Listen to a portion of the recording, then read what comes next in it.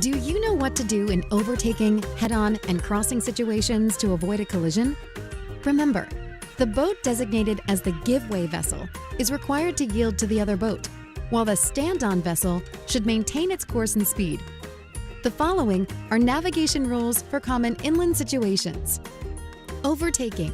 When overtaking, the give-way vessel can pass on either side of the stand-on vessel. It's important to make a sound signal before passing another vessel.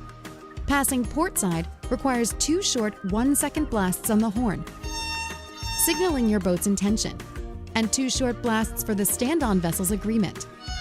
And passing to starboard requires 1 short blast for intent and agreement. Meeting head-on. When meeting another vessel head-on, a port-to-port passing is preferred. This means each vessel should steer to the right and pass like cars.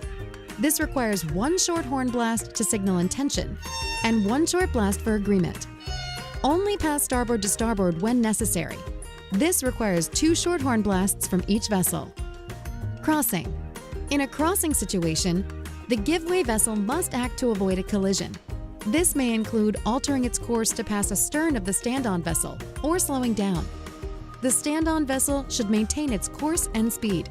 The give-way vessel signals the stand-on vessel with 1 short horn blast. The stand-on vessel agrees with 1 short horn blast. We should note that the navigation rules vary slightly depending on whether you are boating on inland or international waters. The rules we reviewed are for inland situations.